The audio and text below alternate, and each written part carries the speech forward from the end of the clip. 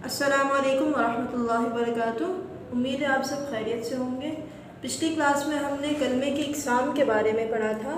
कलमे की 3 इक़साम है, इस्म, फ़ेल, हर्फ। आज हम इस्म की पहचान के बारे में पढ़ेंगे। इस्म की पहचान के लिए 4 बातों का इल्म होना ज़रूरी है।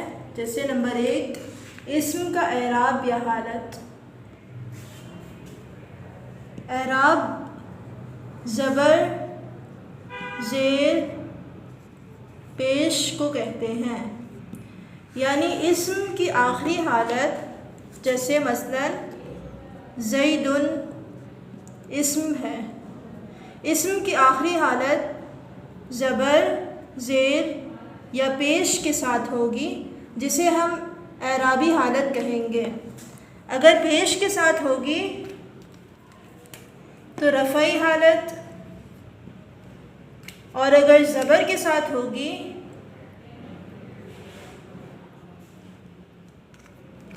तो नसबी हालत, और अगर ज़ेर के साथ होगी तो जर्री हालत कहलाएगी।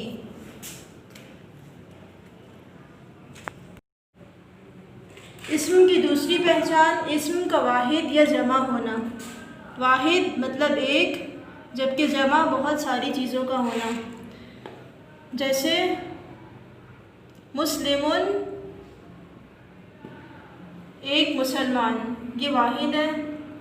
और अगर हम मुस्लिमुन के साथ वाव नून या नून का इजाफा कर देते हैं तो ये जमा हो जाएगा। जैसे वाव नून के साथ मुस्लिमूना, जबकि या नून के साथ मुस्लिमीना।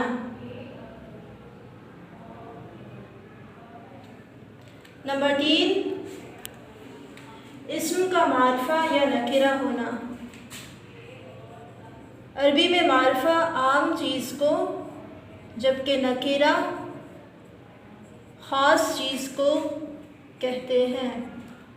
मारफा उर्फ़ से है, उर्फ़ यानी आम चीज़, आम ज़बान में। जैसे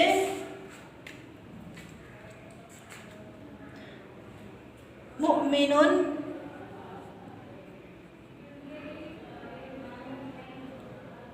यानी एक मोमिन। मुअमिनुन मारिफा है, और अगर हम इसके साथ अलिफ लाम को ऐड कर देंगे तो ये नकिरा हो जाएगा, यानी एक ख़ास मोमिन की बात की जा रही है। इस्म की चौथी पहचान, इस्म का मुज़क्कर या मुअन्नस होना। मसलन मुस्लिमुन मुज़क्कर है, जबकि अगर हम इसके साथ गोल ता का इजाफा कर देंगे तो ये मुस्लिमतुन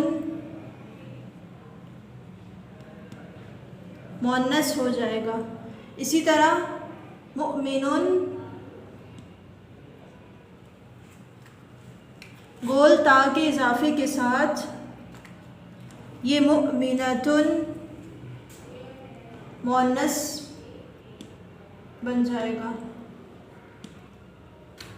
जैसे सहाबा किराम के नाम के साथ हम रज़ियल्लाहु अन्हु कहते हैं, यानी गोल हा के साथ। गोल हा मुज़क्कर की अलामत, जबकि सहाबियात के साथ हम रज़ियल्लाहु अन्हा कहते हैं। हा मुअन्नस की अलामत, जबकि हु मुज़क्कर की अलामत है। जैसे आयशा रज़ियल्लाहु ताला अन्हा, अबू बकर रज़ियल्लाहु ताला अन्हु।